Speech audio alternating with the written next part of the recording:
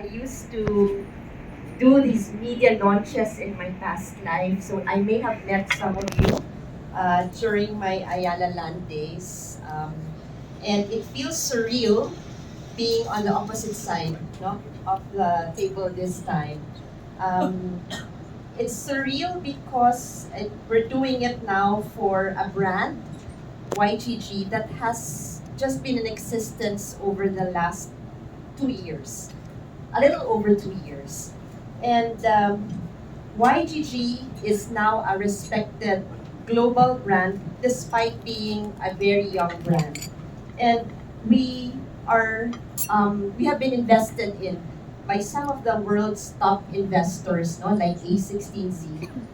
And they have recognized YGG's unique position and potential. They took a leap of faith and consequently opened up opportunities for other entrepreneurs in the Philippines and in the region. And this is something that makes me personally proud because I saw this brand come out of our little bedroom in Pasig during the pandemic. So the pandemic was really an opportunity, not despite how dark it was, to have something such as YGG come out, no, and really shape the path for not just local entrepreneurs but regional entrepreneurs also venturing into the Web3 space. So we are very, very proud of this. We are proud to be a very strong, no, player in Web3 being born here in the Philippines. So despite the challenging times, we know it's a bear market, no, it's been quite the crypto winter. We continue to give back, no, and remain steadfast in our mission of providing Filipinos with sustainable opportunities to participate in this exciting Web3 space. And we want to make sure that the Filipinos are at the forefront of this. This is one of the core drivers and a source of passion for us is to see how us Filipinos can be at the forefront of this pioneering technology. So this same mission has really compelled us to put together this same mission compelled us to shine the light, no, on the Philippines as an epicenter of Web3 games, Web3 adoption through the inaugural YGG Web3 Games Summit. So it's the mission of shining this spotlight on the Philippines and showing how we could really put together something great and something sustainable is what really compels us at YGG. So we hosted a broader Web3 festival last year, and that was quite a success. And we said, why don't we lean in to what we know best, which is Web3 games.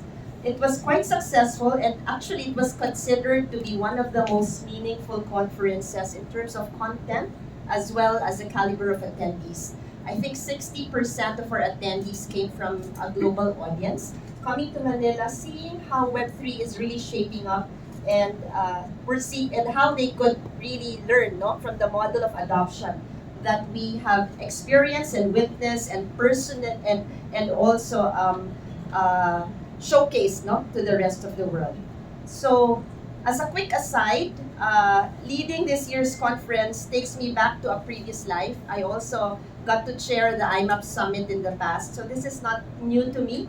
And so this is something that is also close to my heart, running conferences, putting together industry summits so that it will help in terms of just growing the industry further. So this year, we lean into what we know best. We know Web3 games. This is the space that we truly understand.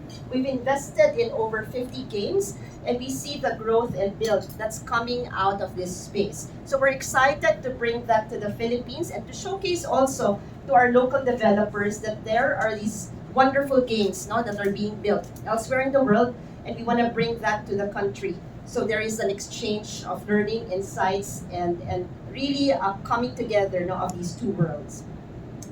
So this year, as I mentioned, we lean into Web3 games.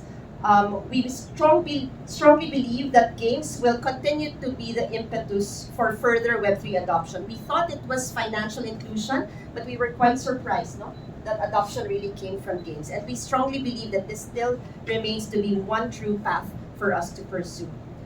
So we have seen how this was so in 2021 with the insights gleaned from the last couple of years, we have been working closely with games, the games that we've invested in, to make sure that the impact is more sustainable and it's not just a one-off in one time. So at the heart of YGG is play. It's fun.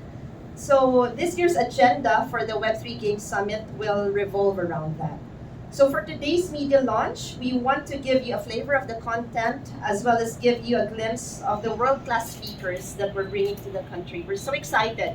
The content is strong, the speaker lineup is quite strong, the games are very exciting, so we want to showcase that during this coming summit. So we are excited to put the summit together, and we would like to thank our local partners who have been very supportive, as I mentioned, despite the hard times. So Globe is a partner, Coins.ph, Reader DAO, Anito Legends, and some of the big games that we're bringing in as well. In fact, we have just closed Ragnarok Web3. So that's, we all grew up with that. No?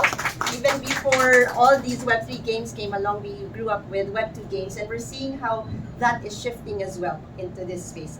So again, thank you. Welcome everyone, and I hope that you get to learn from our speakers this morning, and we'd like to see more of you during the summit. Thank you. For YGG.